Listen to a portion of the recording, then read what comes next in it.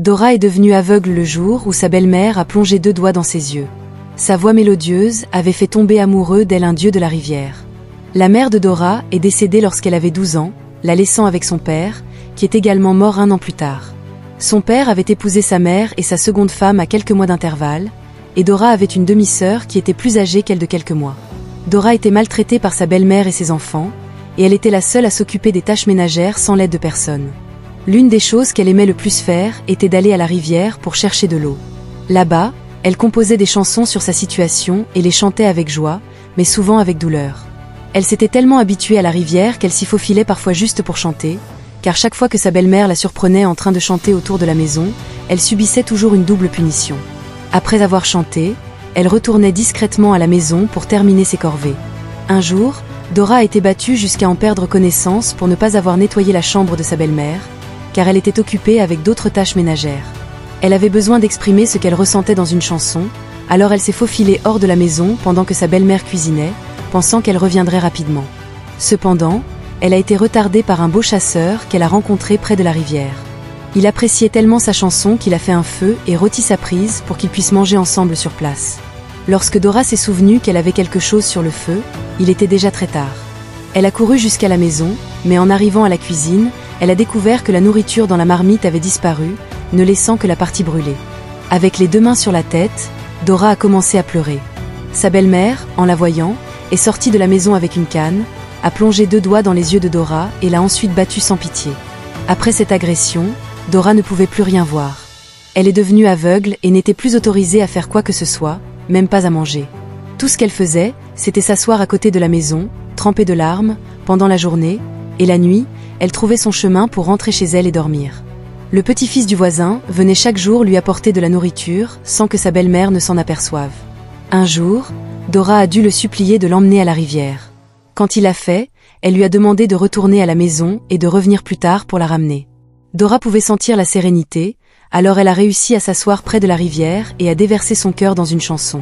Tout à coup, elle a entendu quelque chose de puissant sortir de la rivière et s'est arrêtée immédiatement, effrayée et tremblante. « Qui est-ce » demanda Dora d'une voix tremblante. Puis, quelque chose a transpercé ses globes oculaires, et tout d'un coup, elle a pu voir. Elle vit une image brillante debout dans la rivière, toujours en train de danser. Dora a lutté pour se lever en voyant cette image qui dansait sérieusement dans l'eau. C'était l'image d'un homme d'âge moyen, à la peau claire et aux cheveux très longs, portant une magnifique robe dorée. Sa robe brillait alors qu'il dansait lentement sur sa chanson, tout comme sa peau. Elle recula en titubant, puis retrouva finalement son équilibre. Elle resta là, bouche bée, essayant de comprendre ce qui se passait, mais tout semblait être un rêve. Dora avait arrêté de chanter, mais cette image continuait de danser. Elle recula sur la pointe des pieds avant de s'élancer hors de là, mais sa bulle éclata lorsqu'elle marcha sur un petit morceau de bois qui se cassa en faisant un bruit très fort. L'image s'arrêta dès qu'elle entendit le bruit et, tout d'un coup, elle se tourna vers elle en la fixant. Il tendit la main vers elle, tout d'un coup, elle ne pouvait plus voir. Dora commença à crier, tournant à gauche puis à droite, mais elle s'arrêta dès qu'elle se souvint qu'elle se tenait près de la rivière. Elle fit quelques pas en arrière pour ne pas se noyer et continua à crier, mais personne n'était là pour l'entendre. Dora devint tellement effrayée qu'elle tremblait visiblement. Elle tenait un bâton dans sa main, qu'elle utilisait pour identifier les chemins dégagés chez elle. Elle le tenait toujours, comme son 2e œil. Elle l'étendit en avant, le balançant de gauche à droite pour s'assurer qu'il n'y avait pas d'obstacle devant elle, puis elle commença à marcher lentement hors de la rivière. « À l'aide !» cria-t-elle à nouveau, mais n'entendit aucune réponse. Elle continua à marcher lentement, comme un bébé apprenant à marcher, toujours en balançant son bâton de gauche à droite. Dora marcha pendant presque une demi-heure, criant toujours à l'aide, mais ne voyant personne. Quand elle remarqua qu'elle s'enfonçait dans le bois, elle décida de s'asseoir quelque part, avec son bâton étendu en avant, et elle commença à pleurer. Elle s'arrêta lorsqu'elle commença à entendre des pas au loin, et se mit à balancer son bâton de gauche à droite à nouveau. « Qui est là ?» demanda Dora d'une voix tremblante, mais la personne ne répondit pas, ce qui l'effraya encore plus. « Je dis, qui est là ?» demanda-t-elle à nouveau, essayant de se lever, pensant que c'était l'image qu'elle avait vue dans l'eau. « Calme-toi, chère amie. Quand j'ai entendu ta belle chanson de loin, j'ai su que c'était toi, » dit une voix. « S'il te plaît, qui es-tu » interrogea Dora. « Ton ami, le chasseur, » répondit-il, et elle se sentit soulagée. Ils échangèrent des salutations, et il s'avança, prit ses épaules et la fit asseoir à nouveau sur le sol. « Je suis venue par ici depuis la dernière fois que nous nous sommes rencontrés à la rivière, mais je ne t'ai pas vu. Que t'est-il arrivé? As-tu perdu la vue ou quelque chose? Demanda-t-il. Dora hocha la tête. S'il te plaît, que s'est-il passé? Demanda-t-il. Elle soupira. C'est une longue histoire, dit-elle, les larmes aux yeux. S'il te plaît, peux-tu la partager? Dora soupira à nouveau, puis lui raconta tout. Il se sentit profondément désolé et lui assura qu'elle reverrait un jour. Elle sourit et le remercia de lui donner un peu d'espoir. Le chasseur fit un feu et, encore une fois, rôtit sa prise pour qu'il mange. Ils parlèrent de beaucoup de choses, et il lui raconta des blagues qui la firent tellement rire qu'elle oublia ses peines pendant un moment. Après quelques heures, Dora lui dit qu'elle devait rentrer chez elle, même si sa belle-mère et ses enfants ne se souciaient pas de son existence. Il lui demanda le nom de son village pour la première fois, et elle lui répondit. Il dit qu'il venait du village voisin, mais que sa grand-mère était du village de Dora. Tout cela, ils n'en avaient pas parlé la dernière fois qu'ils s'étaient rencontrés, car tout ce qui l'intéressait, c'était sa chanson et sa voix. Ils arrivèrent au village de Dora et s'arrêtèrent à quelques maisons de la sienne, suivant ses instructions. Le chasseur lui fit ses adieux, sans savoir que la demi-sœur de Dora les avait observés. Dora réussit à marcher lentement jusqu'à chez elle. Dès qu'elle entra, elle fut accueillie par des coups de canne. Elle cria si fort à chaque coup qu'elle recevait qu'elle ne savait même pas où courir, la peur de tomber la paralysant. La fille se soumettait à leur torture, tandis que les enfants de sa belle-mère l'encourageaient. Dora tomba à genoux, suppliant Dieu d'intervenir, alors que les coups sur son corps ne lui apportaient que douleur. Agenouillée, se frottant le corps et murmurant des prières silencieuses, elle entendit soudain une voix, « Laissez-la tranquille ». C'était la voix de Mama Nana, leur voisine. Mais la belle-mère de Dora l'ignora et continua de la frapper. Mama Nana dut la pousser de côté. « Tu m'écartes », continua de crier la belle-mère de Dora, mais Mama Nana l'ignora et commença à soulever Dora. « Ne tente pas ce que tu es sur le point de faire, sinon je vous fouetterai toutes les deux, » entendit Dora dire sa belle-mère. « Et tu verras si toi et tes enfants ne passeraient pas la nuit en cellule, » menaça Mama Nana, ce qui mit en colère la belle-mère de Dora. Mama Nana emmena Dora chez elle, la lava et lui donna à manger. Dora ne s'était pas lavée depuis un certain temps, depuis l'incident qui l'avait rendue aveugle, et sa belle-mère ou ses enfants ne lui avaient même pas donné d'eau pour se laver. Après avoir discuté un moment, Mama Nana coiffa les cheveux mal entretenus de Dora. Après quelques heures, elle ramena Dora chez elle, menaçant sa belle-mère et ses enfants de les faire arrêter s'ils touchaient encore à Dora. Celle-ci se sentit un peu soulagée. Le lendemain, Dora était à son endroit habituel, assise à côté de la maison, réfléchissant à ce qui lui arrivait. Petit à petit, elle sentit la présence de quelqu'un. Un frisson parcourut son corps et elle attrapa immédiatement son bâton, le balançant de gauche à droite. « Qui est là ?» demanda Dora. « N'aie pas peur, c'est ici que tu vis », répondit lentement une voix. C'était une voix d'homme qu'elle ne reconnaissait pas, mais elle avait l'impression que c'était quelqu'un qui la connaissait. « Qui êtes-vous » demanda-t-elle, curieuse d'obtenir une réponse. « Je suis », dit-il, puis fit une pause. Dora se demandait pourquoi il s'était arrêté et allait lui demander s'il était toujours là lorsqu'elle commença à entendre des pas approcher. « Dora, il est évident que ta cécité commence à affecter ton cerveau. Pourquoi as-tu sali les toilettes comme ça ?» s'énerva sa demi-sœur. « Je suis désolée, j'avais une diarrhée et je n'ai pas pu trouver la fosse, alors j'ai dû le faire par terre quand ça allait sortir, mais j'ai nettoyé, » répondit Dora avec un sourire. Ils utilisaient une fosse septique, et il lui était assez difficile de la localiser avec le chiffon préféré de sa mère, questionna sa demi-sœur sur un ton très sévère. « S'il te plaît, je suis désolée, je le laverai dès que j'aurai fini avec cet étranger ici, » dit Dora en indiquant la direction d'où venait la voix de l'homme. « Quel étranger ?» demanda sa demi-sœur. « L'homme qui se tient là, où est-il parti ?» demanda Dora en se tournant vers la direction d'où venait la voix. « Tu n'es vraiment pas normal, » siffla sa demi-sœur avant de s'éloigner. « Comment, quand est-il parti ?» murmura Dora pour elle-même. « Je suis ici, » dit l'étranger, mais elle commença à entendre la voix de sa sœur revenir. « Espèce d'imbécile, tu crois que tu vas nettoyer ton désordre et laver le chiffon que tu as utilisé ?» dit sa demi-sœur en s'approchant.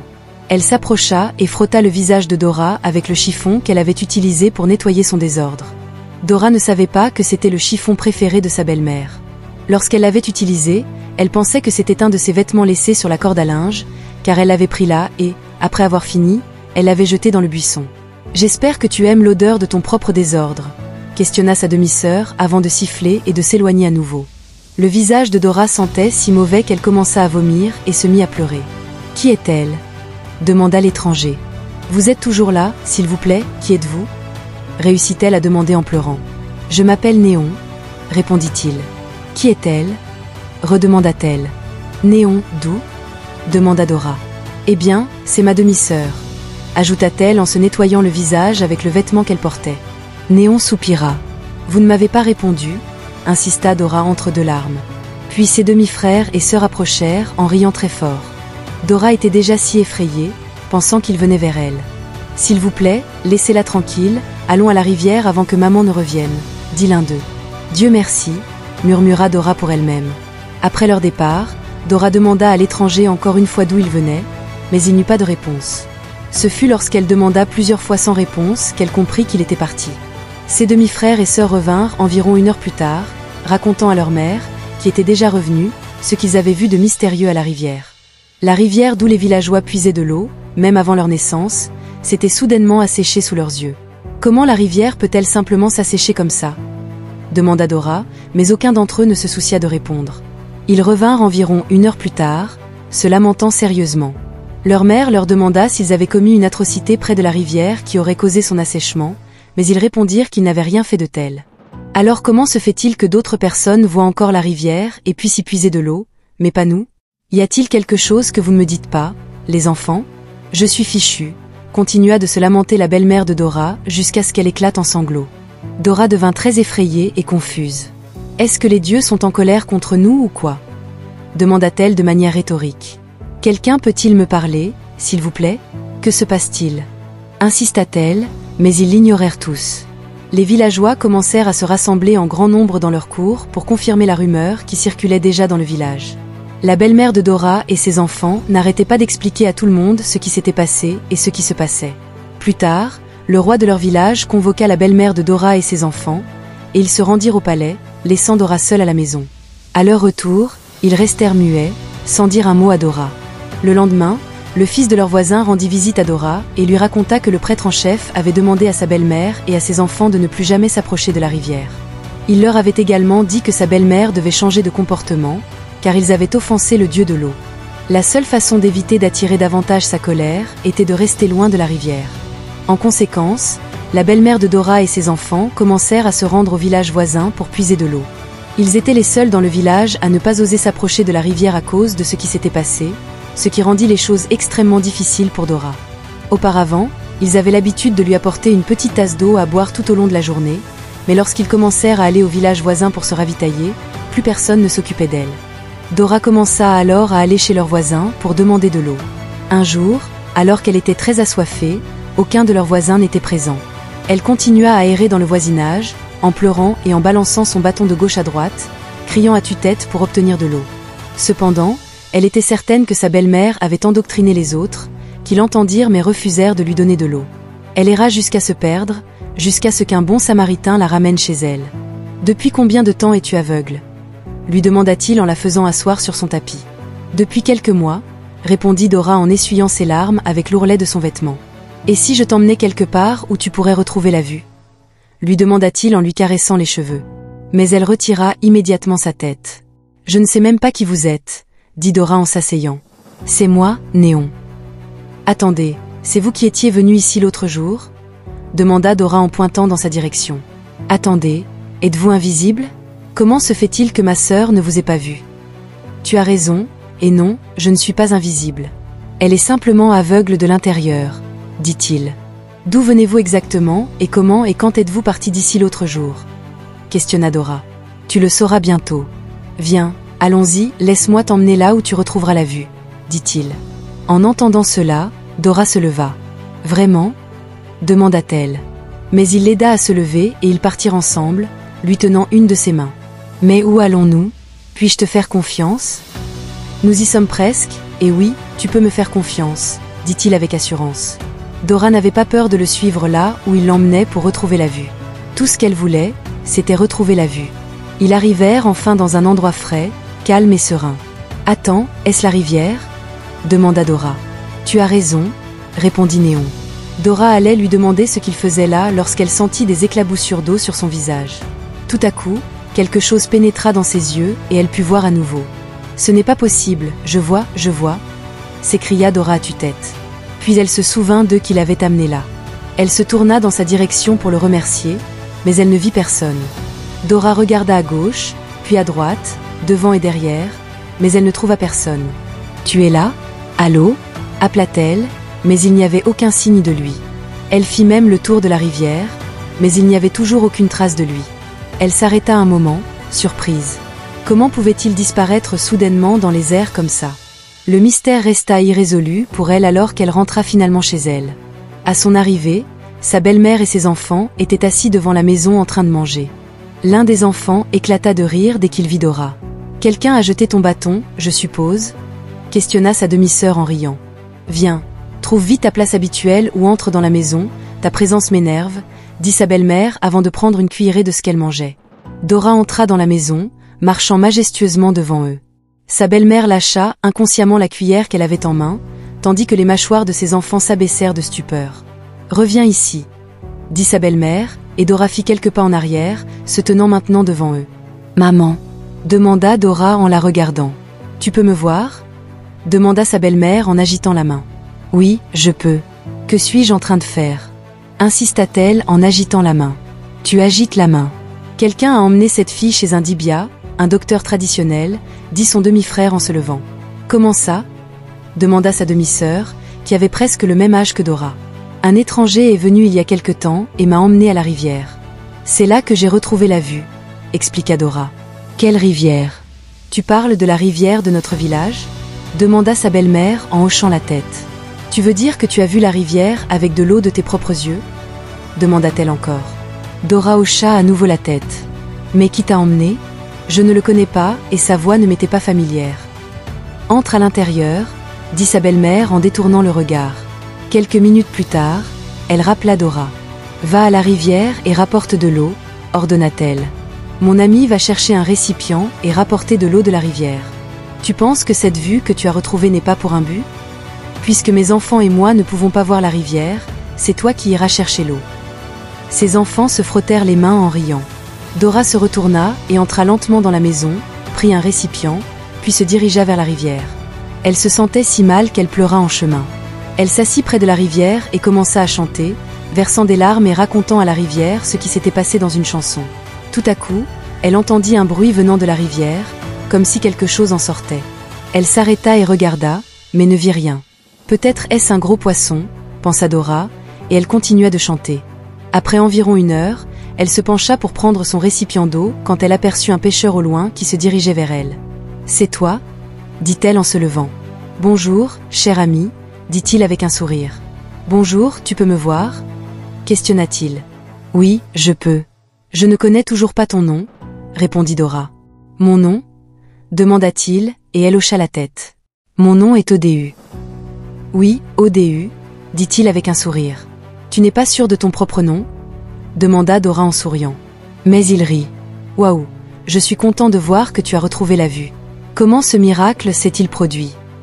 Dora expliqua à propos de l'étranger qui l'avait amenée à la rivière et comment elle avait retrouvé la vue, mentionnant que lorsqu'elle avait ouvert les yeux, il n'était plus nulle part. « Waouh, cela pourrait être le dieu de la rivière, tu sais » dit Odu avec un sourire. « Le dieu de la rivière ne me fait pas peur, s'il te plaît. »« Cette rivière a-t-elle un dieu ?» demanda Dora nerveusement. « Juste une blague. Laisse-moi t'aider, » dit-il en portant son récipient d'eau en marchant. « Odu, tu as retrouvé la vue hier seulement, et il te stresse déjà. »« Je n'ai vraiment pas le choix, tu sais. Je dois faire tout ce qu'ils veulent, » dit Dora en baissant la tête. Ils parlèrent et discutèrent jusqu'à ce qu'ils arrivent enfin à quelques maisons de celle de Dora. Elle prit le récipient de ses mains et le porta sur sa tête. Odu se tourna pour partir et lui dit au revoir. Il avait ce sourire charmant que Dora aimait toujours voir. En arrivant à la maison, Dora déposa l'eau dans la cuisine, où sa belle-mère était déjà en train de préparer le repas. Sa belle-mère commença à crier que Dora avait trop tardé, mais Dora l'ignora. « C'est mon plat préféré, je vais le préparer exactement comme je le veux », dit sa belle-mère lorsque Dora lui demanda de la laisser préparer la nourriture. Dora alla s'asseoir dehors quand sa belle-mère refusa. Pour faire court, la belle-mère de Dora préparait de la bouillie d'igname, mais l'igname restait aussi dur que de la pierre même après 3 heures de cuisson. Même les ingrédients qu'elle avait versés dans la marmite flottaient sur l'eau, qui refusait de bouillir. Sa belle-mère venait vérifier la marmite d'innombrables fois et faisait souffler Dora sur le feu à plusieurs reprises avant de retourner à l'intérieur de la maison. Dora restait assise dehors, se demandant si ce n'était pas une simple bouillie d'igname que sa belle-mère cuisinait. Comment cela pouvait-il être possible? Dora se posait la question alors qu'elle était si affamée. Peu importe la taille de sa portion, elle était gérable. Sa belle-mère retourna dehors quelques instants plus tard et entra dans la cuisine pour vérifier ce qu'elle cuisinait. Cette fois, elle jeta le couvercle de la marmite dehors. Dora s'était même assoupie, et c'était le bruit du couvercle qui la réveilla en sursaut. Qu'est-ce que c'est que cette simple bouillie d'igname? Se demanda sa belle-mère à elle-même, puis sortit de la cuisine furieuse. Toi, qu'est-ce que tu as mis dans cette nourriture pour que l'eau refuse même de bouillir depuis presque 4 heures maintenant? Exigea-t-elle. En entendant cela, Dora se leva immédiatement et se demanda comment cela pouvait être possible. Rien, madame, je n'ai rien mis, dit Dora en agitant les 2 mains. Mais sa belle-mère lui donna une gifle retentissante. J'ai cuisiné ma nourriture sans aucun problème quand tu étais aveugle, et maintenant que tu as retrouvé la vue, les choses commencent à empirer. Quel genre d'enfant es-tu? Sa belle-mère lui cria dessus. Mais Dora ne pouvait rien faire, elle se tenait là en pleurant. Sa belle-mère retourna dans la cuisine, sortit la marmite et en déversa le contenu sur le corps de Dora. Le cœur de Dora manqua un battement et sa mâchoire tomba de stupeur, pensant qu'on lui versait de l'eau bouillante dessus. Mais l'eau était aussi froide que de la glace. Pendant tout ce temps où la nourriture était sur le feu, Dora n'avait pas eu le courage d'ouvrir le couvercle pour voir à quel stade elle en était, ne sachant pas que l'eau n'avait même pas bouilli. Sa belle-mère jeta ensuite la marmite sur le sol et recommença à crier après Dora, l'accusant de sorcellerie et disant que tout était de sa faute. « Qu'as-tu fait à ma nourriture, fille de sorcière ?» Sa belle-mère questionna de nouveau. Mais Dora secoua la tête, noyée dans ses propres larmes. Sa belle-mère laissa échapper un long soupir et s'éloigna. Dora pleura et reprocha même à sa mère de l'avoir amenée dans ce monde uniquement pour grandir au milieu de personnes qui ne l'aimaient pas. Quelques heures plus tard, il était déjà tard. La belle-mère de Dora et ses enfants étaient déjà sortis chercher de la nourriture pour eux-mêmes, tandis que Dora restait assise dehors, seule. Affamée après avoir chanté différentes chansons pendant des heures, Dora décida d'aller à la rivière cette nuit-là, car c'était le seul endroit qui lui apportait la paix de l'esprit. Elle s'assit près de la rivière, sous la lune brillante, et chanta des mélodies tout en jetant de petits cailloux dans l'eau. Soudain, elle commença à entendre des pas. Elle tourna à gauche, puis à droite, mais ne vit personne. « Qui est là ?» demanda-t-elle, mais elle pouvait encore entendre les pas. Elle répéta sa question, mais n'entendit aucune réponse. Dora se leva immédiatement pour partir, mais elle entendit des rires venant de derrière elle. « N'aie pas peur, c'est moi, » dit Odéu, le chasseur. Dès que Dora le vit, elle se sentit un peu soulagée. « Tu m'as fait peur » dit-elle en portant une main à sa poitrine. « Désolée » répondit-il avec un sourire. « Que fais-tu ici à cette heure de la nuit ?» Dora soupira et croisa les bras. « Ma belle-mère et mes demi-frères et sœurs » dit-elle en regardant ailleurs. « Que s'est-il passé cette fois-ci » demanda-t-il. Dora lui expliqua tout. « Que fais-tu ici » lui demanda-t-elle aussi. « Je suis un chasseur. Tu te souviens ? Je viens ici tout le temps, » répondit-il. Il rit tellement de la bouillie qui refusait de bouillir que Dora dut lui demander d'arrêter de rire. « Veux-tu un peu de viande de brousse rôtie » demanda-t-il. Dora hocha la tête. Cette fois, c'était une très grosse prise. « Tu le mérites, tu sais » ajouta-t-il. Ils s'assirent près de la rivière et discutèrent pendant longtemps. Dora lui chanta même des chansons, et finalement, la viande fut prête. Elle mangea à satiété, et après quelques minutes, elle lui dit qu'elle voulait rentrer. Odéu l'accompagna jusqu'à la maison, mais il était tard et les portes étaient déjà fermées. Dora avait très peur de frapper au début, mais elle trouva le courage de le faire. Sa belle-sœur ouvrit la porte et commença à l'insulter, l'appelant prostituée. Dès qu'elle la vit, Dora lui donna une gifle, ce qui entraîna une bagarre. Avant qu'elle ne comprenne ce qui se passait, sa belle-mère et ses enfants se rassemblèrent autour d'elle, et elle reçut une sévère correction. « Comme tu aimes aller à la rivière, maintenant va chercher un récipient dans la cuisine et va chercher de l'eau, » dit sa belle-mère. Dora se mit à genoux. « S'il vous plaît, madame, il est tard, je le ferai demain, » supplia-t-elle. Mais sa belle-mère refusa, lui ordonnant de prendre les 3 grands bidons dans la cuisine. Dora se rendit donc à la cuisine pour prendre un récipient et partit pour la rivière. Tout était si calme à cause de l'heure, mais grâce à la lune qui éclairait le chemin, elle chanta en se rendant à la rivière, en larmes, marchant seule sur le chemin étroit. Pour des épisodes plus intéressants, continuez à taper dans la section des commentaires. Nous vous aimons.